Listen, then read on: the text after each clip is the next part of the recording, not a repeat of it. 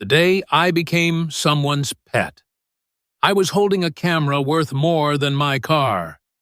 The day I stopped being someone's pet.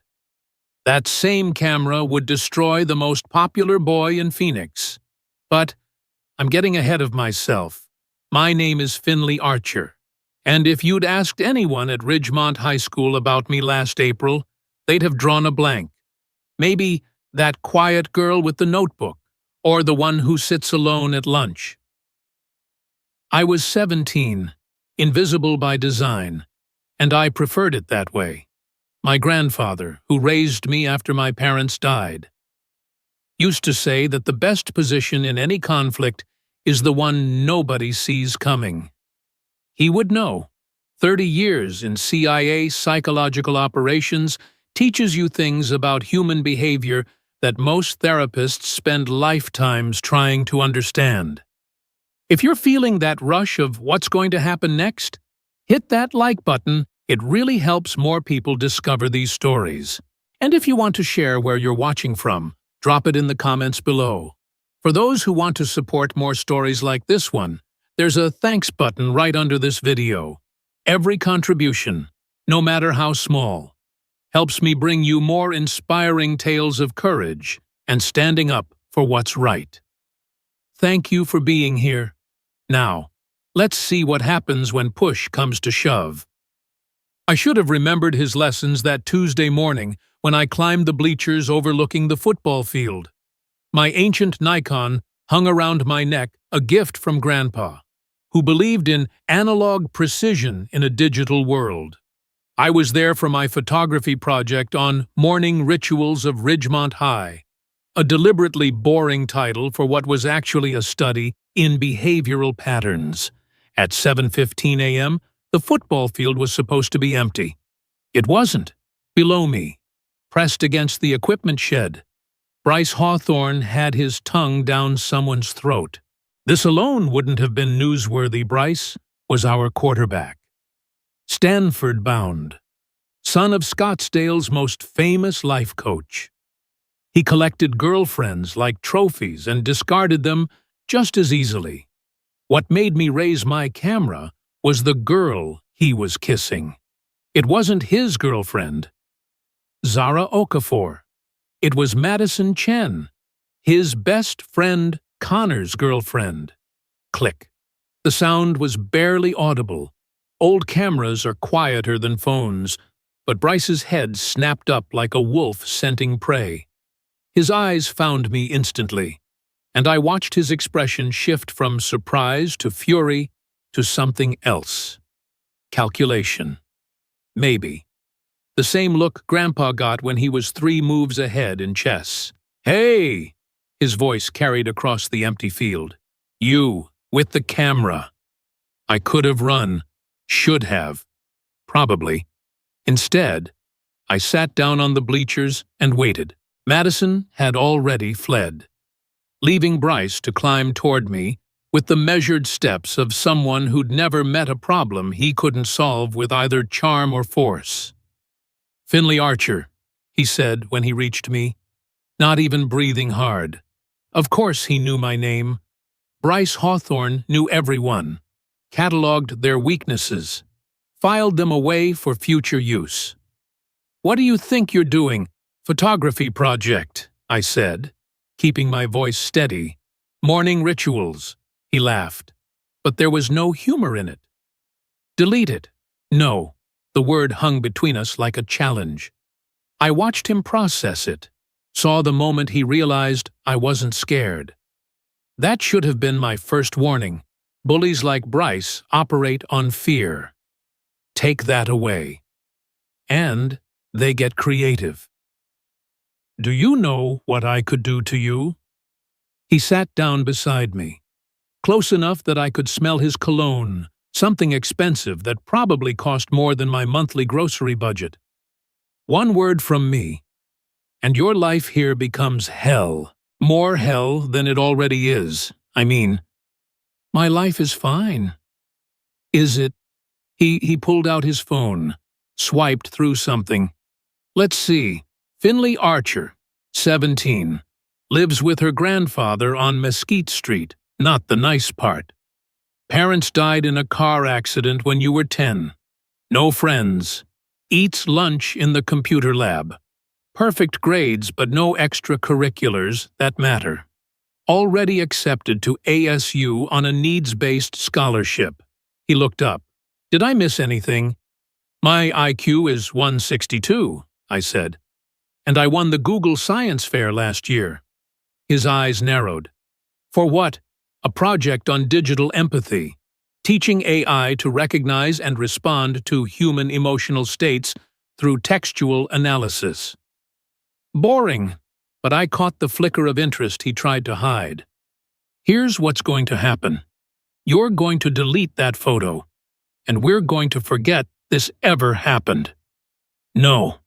He stood up, and for a moment, I thought he might actually try to grab my camera. Instead, he smiled the same smile that graced every Ridgemont High promotional poster. You know what? Keep it. Show it to whoever you want. Madison will deny it. Connor won't believe you. And I'll make sure everyone knows you're a jealous little nobody trying to destroy me because I wouldn't date you. I don't want to date you. Nobody will believe that either. He started to leave, then turned back. Oh, and Finley, that grandfather you live with, my mom's company handles wellness seminars for senior centers. One word from her, and he might find himself unwelcome at quite a few places. Think about that. He was halfway down the bleachers when I said, Bryce. He stopped, but didn't turn around. What if we made a deal? Now he turned, and the shark smile was back. I'm listening. This was the moment everything changed. The moment I stopped being invisible. I should have kept my mouth shut. Should have deleted the photo and gone back to my quiet life. But grief does strange things to judgment. And I'd been grieving for 7 years, not just for my parents, but for the girl I might have been if that drunk driver had chosen a different road. I'll delete the photo, I said, but I want something in return. Money. He laughed. How much? Not money. Time. What? I stood up, clutching my notebook. I always had a notebook, always writing, observing, recording. 30 days, 1 hour a day, you teach me how to be visible, popular, whatever you want to call it. The request was so unexpected that he actually looked confused. Bryce Hawthorne. Confused. I savored it. You want me to, what, be your friend? Teacher, I corrected. I'm doing a psychological study on social hierarchies. You're at the top. I'm at the bottom. Teach me how to climb. Why would I waste my time? Because if you don't, this photo goes to Connor and Zara and your mom's Instagram page, where all her clients can see what kind of son she really raised. His face went through several colors before settling on an interesting shade of purple. You're blackmailing me. I'm negotiating. You should appreciate that. It's very American. He stared at me for a long moment, and I saw him recalculating, reassessing. I wasn't what he'd expected. Good. Fine, he said finally. But we do this my way. And trust me, Finley, you're not going to like my way. I should have paid attention to the warning in his voice, should have noticed how quickly he agreed, how his anger transformed into something almost like anticipation. But I was 17 and thought I was smarter than everyone else. Grandpa had taught me to read people, to understand their patterns and weaknesses. He hadn't taught me what happens when someone else is reading you right back. 3 days later, the entire school would watch as Bryce Hawthorne put a collar around my neck in the middle of the cafeteria. But that morning on the bleachers, I thought I was winning. The worst mistakes always feel like victories at first. Tomorrow, Bryce said, heading down the bleachers. 7 a.m., same place. And Finley, delete that photo anyway. This is going to be more fun if you've got nothing to hold over me. Why would I do that? He looked back one more time, and his smile was different now. Darker. Because what I'm going to teach you is worth more than any photograph. You want to understand power. Real power. Show up tomorrow with empty hands and find out. After he left, I sat on the bleachers for another hour, watching the sun climb higher over the desert landscape. My hands were shaking, not from fear, but from something else. Anticipation. Maybe. Or recognition. I'd spent 7 years studying human behavior, trying to understand what made people cruel, what made them kind, what made them break. My parents had died because one man decided his need to drink was more important than their need to live. I'd been looking for answers ever since. Delete the photo, not a chance. But I would show up tomorrow, and I would play whatever game Bryce Hawthorne wanted to play. Because he was right about one thing: I did want to understand power. I just didn't realize he was offering to teach me from the losing side. That night, I showed the photo to my grandfather. He studied it for a long moment, then looked at me over his reading glasses. "What's your plan, pequeña?" That's what he called me, little one, even though I'd been taller than him since I was 15. "I'm going to learn," I said. "Learn what? How they think. The ones at the top. The ones who hurt people because they can." He was quiet for a long moment. Then, "Your parents wouldn't want you to become like them." "I'm not going to become like them. I'm going to become something worse." "What's worse than a bully?" I smiled, and it must have been unsettling because he actually leaned back. "Someone who makes them bully themselves." He closed his eyes when he opened them. They were sad but understanding. "You're playing with fire, Finley." "I know. Fire burns everyone. Eventually, even the ones who think they control it." "I know that too." He handed the photo back to me. "Then I suppose all I can do is teach you not to get burned." We spent the rest of the evening playing chess. He won every game, but each one took longer than the last. When I finally went to bed, my mind was racing with possibilities, strategies, contingencies. I dreamed about my parents that night. They were sitting in their car, waiting at the red light that would never turn green for them. In the dream, I tried to warn them, but they couldn't hear me. They never could. When I woke up at 5 a.m., I knew exactly what I was going to do. Bryce Hawthorne thought he was going to teach me about power. He was half right. We were going to learn together, him through losing it, me through taking it. But first, I had to let him think he was winning. I deleted the photo from my camera. Then I uploaded it to 3 different cloud servers, encrypted it, and set it to automatically send to 20 different email addresses if I didn't enter a password every 72 hours.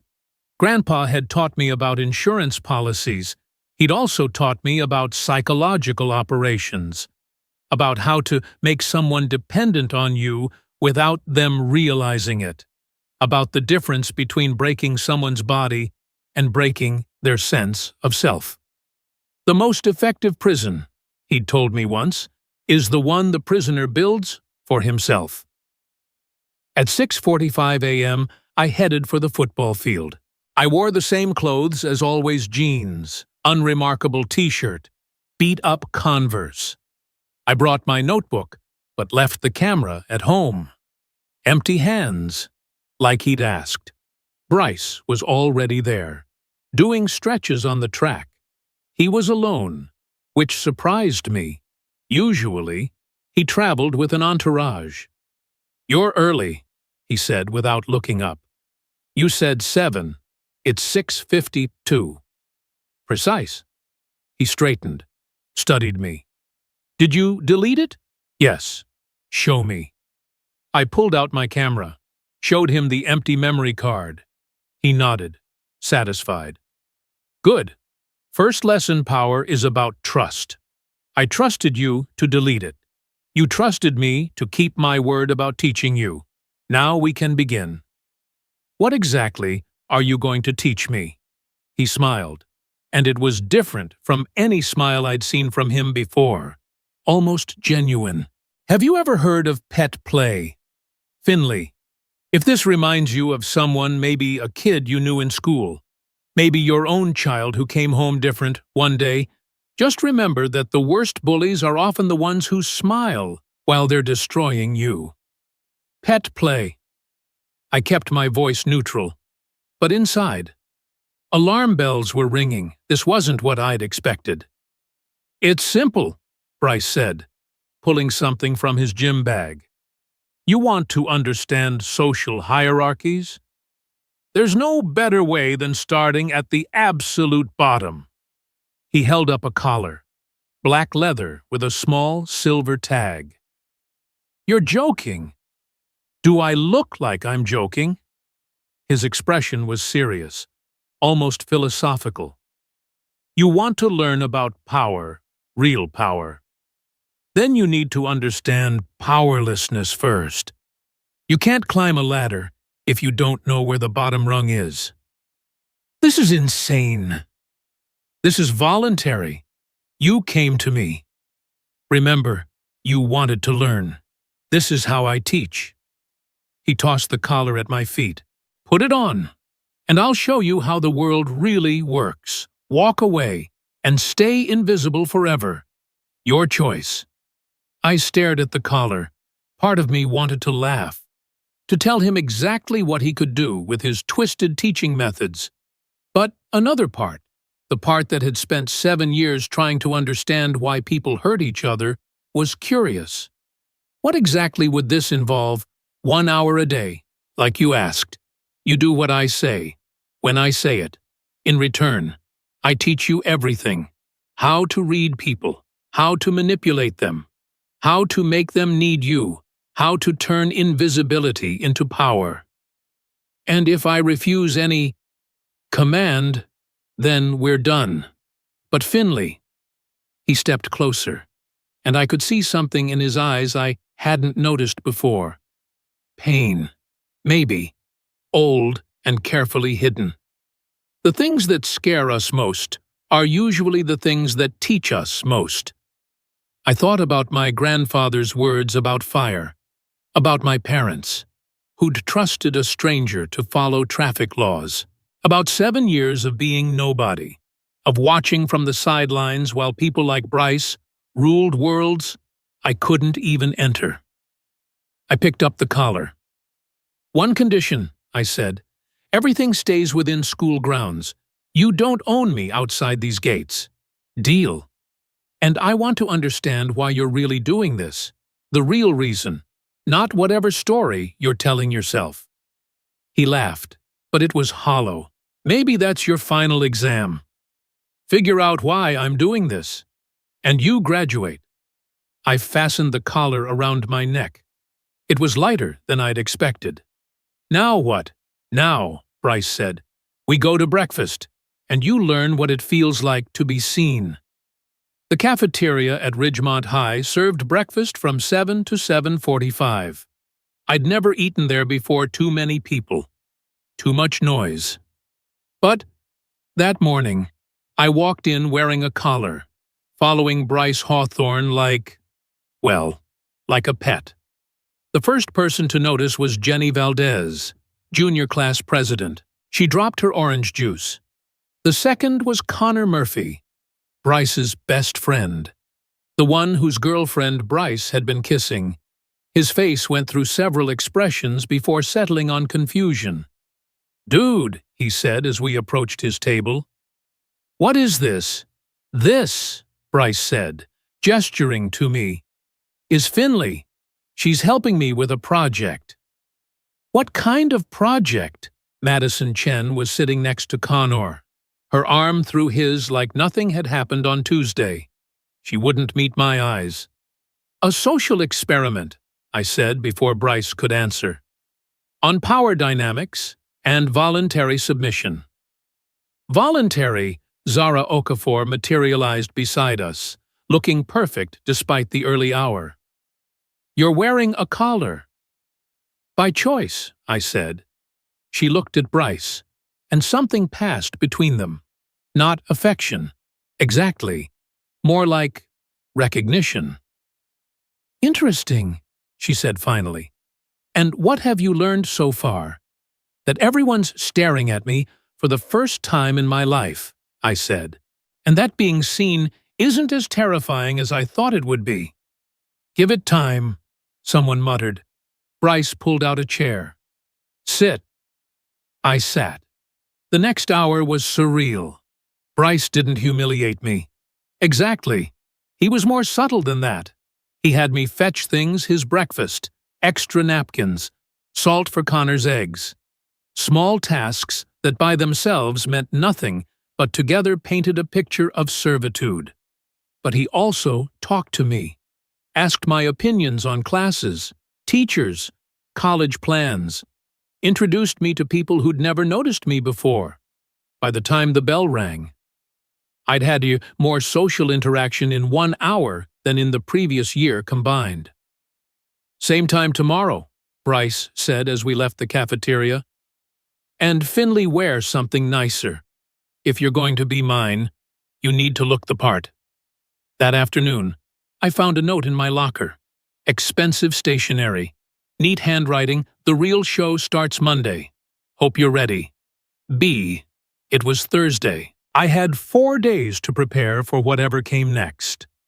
That night, I told my grandfather about the collar, the breakfast, the strange game Bryce and I were playing. He listened without judgment, then pulled out an old photo album I'd never seen before. "Your grandmother," he said, pointing to a black and white photo of a young woman with eyes like mine. "Before I met her, she was married to someone else, someone who hurt her in ways that didn't leave bruises. What happened? She learned to hurt him back, not with fists or words, but with absence. She made him need her, then disappeared. He destroyed himself trying to get her back. And then she met you. And then she met me." He closed the album. "But she was never quite the same. When you use someone's weakness against them, you change, not always for the better." Did she regret it? Every day, and never. He looked at me with those sharp eyes that had seen too much. "You're playing your grandmother's game. Pequeña, just remember, winning isn't always victory." I thought about that as I lay in bed, fingering the collar I'd hidden in my nightstand drawer. Was I playing Grandma's game, or was Bryce playing one I didn't understand yet? My phone buzzed. Unknown number. "Hope you sleep well. Big plans for Monday." Then, another text. "P.S. Check your Instagram." I didn't have Instagram. I opened the App Store, downloaded it, created an account. When I searched for Ridgemont High, the first thing that popped up was a video posted an hour ago. It was me, sitting in the cafeteria that morning, collar visible, fetching Bryce's breakfast. The caption read, "Ridgemont's newest pet project. Stay tuned for Monday's show. #PetGirl, #Power Play, Bryce knows best." 3,000 views already, 200 comments. My hands shook as I scrolled through them. Is this real? That's the quiet girl from my calc class. This is sick. No, this is genius. Monday's going to be lit. I put the phone down, stared at the ceiling. This was escalating faster than I'd anticipated. Whatever Bryce had planned for Monday, It was going to be public. Very public. Part of me wanted to back out. Delete everything. Go back to being invisible. Pretend none of this had happened. But another part, the part that had inherited Grandma's steel spine and Grandpa's strategic mind, was intrigued. Bryce thought he was in control. He thought he was teaching me about power by taking mine away. But every interaction is a two-way street. While he was teaching me about submission, I was learning about dominance. While he was showing me powerlessness, I was mapping the architecture of his need for control. My notebook was filling up with observations. The way his voice changed when he gave orders deeper, more certain. Like he was convincing himself as much as me. The way he checked his phone obsessively after posting about me, needing those likes and comments like a drug. The way he looked at Zara when he thought no one was watching, not with love, but with something desperate and hungry. Monday would be his big show, his demonstration of power. He had no idea it would also be the beginning of his undoing. Because I'd learned something important during that first breakfast. Something I don't think Bryce meant to teach me. Power isn't about making someone kneel. It's about making them want to. And the most dangerous person in any room isn't the one holding the leash. It's the one who knows exactly why they're wearing the collar. As I finally drifted off to sleep, I thought about my parents one more time. About the drunk driver who'd killed them, who'd gotten 5 years and was probably out by now, living his life while they rotted in matching graves. I couldn't hurt him, but I could hurt someone, and maybe that was enough. Or maybe, and this was the thought that followed me into dreams, maybe I was lying to myself about why I was really doing this. Maybe the collar around my neck was exactly where it belonged. Monday would tell. Monday arrived like a death sentence you'd been expecting. I stood in front of my bedroom mirror at 6 a.m., collar in hand, while my grandfather made breakfast downstairs. The smell of his famous migas drifted up, usually my favorite. But my stomach was too knotted to feel hungry. My phone had blown up over the weekend. Somehow, everyone at Ridgemont had found my number. Some messages were cruel, others curious, a few genuinely concerned. I'd read them all, responded to none. Data collection. Nothing more. "You don't have to do this," Grandpa said when I came downstairs. "Yes, I do." He slid a plate across the counter. "Pride makes fools of us all. Pequeña. This isn't about pride. No." He sipped his coffee, watching me over the rim. "Then what?" I thought about it while pushing eggs around my plate. It's about understanding. How someone becomes a monster. How monsters create other monsters. How the cycle continues until someone breaks it. And you think you can break it. I think I can show one monster what it feels like to be prey. He was quiet for a long moment. Then, "Your grandmother would have liked you. Even though I'm becoming like her. Because, you know, that's what you're doing. She never did." At 7:25, I parked my beat-up Honda in the senior lot. The collar felt heavier than it had on Thursday, maybe because I knew what was coming. Bryce's Instagram had been building hype all weekend. Pet Project Phase 2 had gotten 50,000 views. I found him holding court near the main entrance, surrounded by his usual crew plus at least 30 others, when he saw me. His face lit up with a smile that would have been beautiful if it hadn't been so predatory. "There she is," he announced. "Ridgemont's bravest girl." "Or stupidest," someone called out. "Same thing," Bryce said, and everyone laughed. He pulled something from his backpack, a leash. Silver chain, elegant in its simplicity. Ready for your next lesson? This was it. The moment I could walk away. Salvage what was left of my dignity. Go back to being nobody. Instead, I stepped forward and handed him the collar.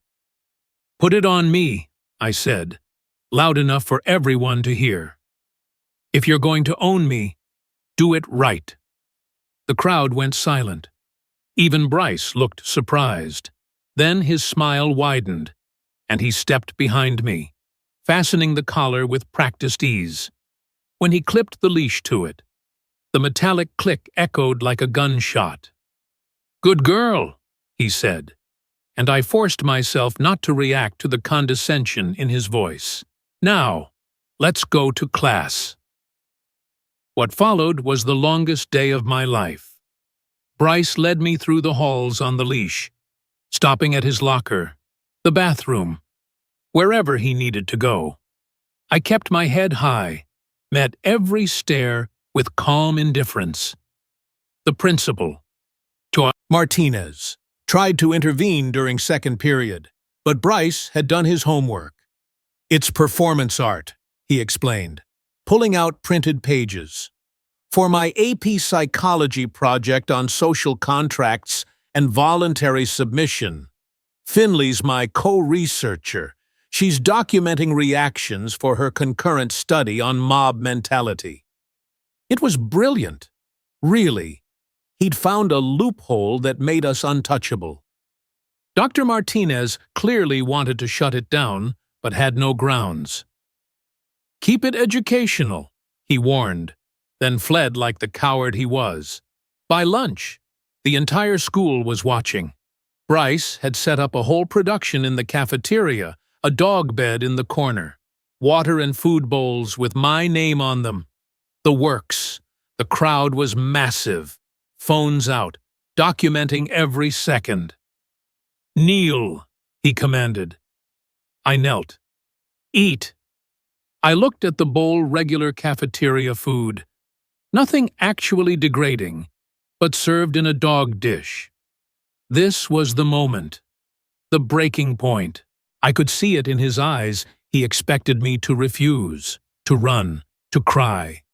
Instead, I smiled.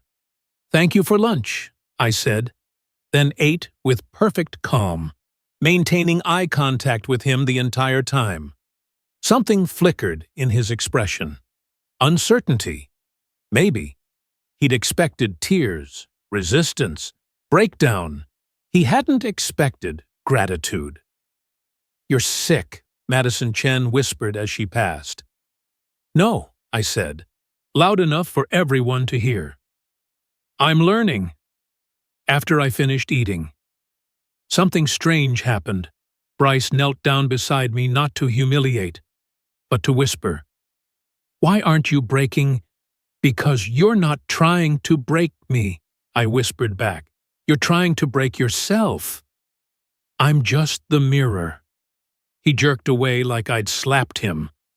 For the rest of lunch, he was quieter, distracted. The show continued, but his heart wasn't in it anymore. That afternoon, Zara cornered me in the bathroom. "What's your game?" she demanded. "I don't play games. Everyone plays games." She studied me with dark, intelligent eyes. "You're not who he thinks you are. Neither are you." She smiled then, sharp and knowing. "No, I'm not, but my reasons are my own." "So are mine." We stared at each other for a long moment. Then she said, "Be careful. Bryce doesn't lose well. Good thing I'm not trying to win." That night, Bryce texted me, "Tomorrow, no leash, just the collar." Why? Because I said so. But I knew better. He was pulling back, unsettled by my compliance. Perfect. The next 3 weeks became a twisted dance. Every day, Bryce would devise new ways to demonstrate his control, having me carry his books, sit at his feet during lunch, speak only when given permission. And every day, I thanked him, not sarcastically, sincerely. I thanked him for his time, his attention, his guidance. I asked about his day, his feelings, his fears, when he was stressed about a test. I showed up with his favorite energy drink, when he fought with his mom. I listened without judgment. When he couldn't sleep, he mentioned it once. Casually, I texted him boring facts about astronomy until he dozed off. "You're being weird," he said on day 12. "I'm being supportive." "That's not what this is about." "What is it about?" He couldn't answer. By day 15, patterns were emerging. He sought me out between classes, not to humiliate, but to talk. He'd stopped posting about our project online. When Connor made a crude joke about training your pet, Bryce nearly punched him. "She's not a pet," he snapped. "She's—" He never finished the sentence. Day 18 was when I knew I had him. He showed up at my house at 10 p.m., standing in the rain like a cliché from a bad movie. "I can't sleep," he said. So you always help me sleep." "That's not what I'm for." "Please." Bryce Hawthorne, golden boy of Ridgemont High, standing on my doorstep saying please. I let him in. We sat on opposite ends of my couch while I read from my astronomy textbook. He was asleep in 20 minutes. I covered him with a blanket and went to bed. He was gone when I woke up. But there was a note, "Thank you, B." Days 20 through 25 were when he really started to unravel. He'd broken up with Zara publicly, dramatically, in the middle of the cafeteria. "Why?" she'd asked. And she seemed genuinely puzzled. "Because you don't see me," he'd said. "Not really." His grades started slipping. His friends grew distant. He spent more and more time with me, not as master and pet, but as something else, something neither of us had words for. "My mom thinks I'm having a breakdown," he told me on day 26. "Are you?" "Maybe." He was lying on the floor of the computer lab, staring at the ceiling. I sat nearby, typing up my observations. "She wants me to see someone, a therapist." "That might help. You help." "I'm not therapeutic. I'm just here." "And same thing." But it wasn't. And we both knew it. Day 29. One more day until our deal ended. Bryce hadn't mentioned it. Seemed to have forgotten entirely. He was waiting by my locker that morning, holding coffee, my order, memorized perfectly. "We need to talk," he said. About what happens when this is over. It ends. We go back to our lives." "I don't want that." "What do you want?" He set down the coffee, stepped closer, for a moment. I thought he might kiss me. Instead, he said, "I want to keep you." "I'm not a thing to be kept." "I know. That's not what I meant. I mean," he ran his hands through his perfect hair, making it messy. "I don't know what I mean. I just know that when you're not around, everything feels wrong, like I'm wearing a costume that doesn't fit anymore. That's called dependence. That's called connection." "No," I said quietly. "It's really not." He stared at me, and I saw the moment he understood, the moment all the pieces clicked into place. "You did this on purpose." "Did what?" "Made me need you. Made me—" His voice broke. "Why?" "You wanted to teach me about power. Lesson learned." "This isn't power. This is cruelty." "Same thing. You taught me that." Day 30 was a Friday. I didn't go to school, didn't answer my phone, didn't respond to the increasingly frantic texts from Bryce. I spent the day with my grandfather, playing chess, talking about my grandmother, about cycles of hurt, and whether they could ever really be broken. "Did you get what you wanted?" he asked. "I don't know what I wanted." "That's the most honest thing you've said in 30 days. That night, Bryce posted a video that went viral within hours. Not on Instagram, on TikTok, YouTube, everywhere. He was sitting in his car, looking wrecked, talking directly to the camera. "I fucked up," he began. "I hurt someone because I could, because I was hurting and wanted someone else to hurt too. Her name is Finley Archer, and she's the smartest person I've ever met. And I tried to break her. Instead, she broke me, and I deserve it." He went on for 20 minutes, confessing everything: the bullying, the steroids, the pressure from his mom, the eating disorder he'd hidden for years. By the end, he was sobbing. "Finley, if you're watching this, I'm sorry. And thank you. You showed me who I really was. I hate him. But maybe now I can change him." The video had 3 million views by morning. My phone rang. Unknown number. I almost didn't answer, but something made me pick up. "Is this Finley Archer?" A woman's voice. Professional but kind. "Yes. My name is Dr. Sarah Chen. I'm a psychiatrist at Desert Hills Recovery Center. Bryce Hawthorne checked himself in this morning. He asked me to call you. Is he okay?" He will be. But he wanted me to tell you something." She paused. "He said, 'The student has become the teacher.' Does that mean anything to you?" "Yeah," I said, tears I didn't expect sliding down my face. "It does." 6 months later, I got a letter, handwritten, no return address. "Finley, they say I can't contact you directly for another 6 months, but I wanted you to know I get it now. What you did, why you did it, and I don't hate you for it. You asked once what I was really teaching you. The answer is simple: I was teaching you to be like me. Someone who uses power to hurt, who finds broken people and breaks them more. But you were teaching me something too. That power isn't about control, it's about connection.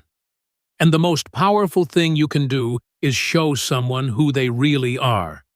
Then give them the choice to change. I'm changing. Slowly. It's hard. But every time I want to quit, I remember you eating from that bowl with perfect dignity, turning my cruelty into your strength. You wore that collar like a crown. Thank you for 30 days of hell that saved my life. B.P.S. The collar was my dog's, from when I was 7.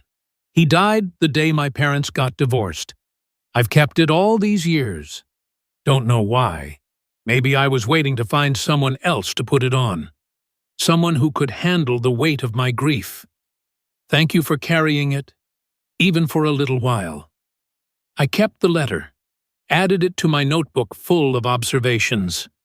Sometimes I pull it out and read it, wondering if I did the right thing. If playing with someone's mind to teach them empathy is its own form of cruelty. If becoming the monster to defeat the monster makes you just another link in the chain. My grandfather died last year. At his funeral, a woman approached me, elderly, elegant, with eyes like mine. "You must be Finley," she said. "I knew your grandmother. You have her gift." What gift? The ability to show people their true faces. It's a terrible gift. Use it wisely. She disappeared before I could ask more. These days, I work as a behavioral therapist, specializing in bullying intervention. I teach kids who hurt and kids who have been hurt. Sometimes they're the same kids, usually, actually, and sometimes. Late at night, I think about Bryce Hawthorne, wonder if he's okay, if he's happy, if he ever wears collars anymore, or if that particular weight is too heavy to carry. But mostly, I think about power, how we use it, abuse it, gift it to others without meaning to. How the strongest chains are the ones we forge ourselves, link by link, out of our need to be seen, to be loved, to belong. The collar is still in my drawer. A reminder, not of the month I spent as someone's pet, but of the month I learned that we're all wearing collars of one kind or another. The only difference is whether we know who's holding the leash. Sometimes, former students find me. They'll recognize my name from Bryce's viral video, or stumble across the old hashtags that still float around the internet like digital ghosts. They always ask the same question, was it worth it? I never know how to answer. Last month, a package arrived at my office, no return address, but I knew who'd sent it before I opened it. Inside was a book, Breaking the Cycle, a memoir, by Bryce Hawthorne. The dedication page read, "To F.A., who taught me that the first step to healing is acknowledging the hurt you've caused, and to all the pets who were really the masters." I flipped through it. Chapter 12 was titled, "The Girl with the Collar." I couldn't bring myself to read it, but I did read his author bio. Married, 2 kids, works as a counselor for at-risk youth in Phoenix. There was a photo him with his family, looking genuinely happy. The kind of happiness that comes from earning your peace, not inheriting it. Maybe that's the answer. Maybe it was worth it. Or maybe worth is the wrong metric entirely. Maybe the question isn't whether breaking someone to rebuild them is justified, but whether we can live with the breaking. Whether we can look at ourselves in the mirror and see both the victim and the villain, the pet and the master, the broken and the healer. My grandfather's voice echoes in my memory. The most effective prison is the one the prisoner builds for himself. He was right. But what he didn't say, what I had to learn for myself, is that sometimes the prisoner needs to build that cage to understand that they've always had the key. The collar is still in my drawer. I've never worn it again. I've never needed to.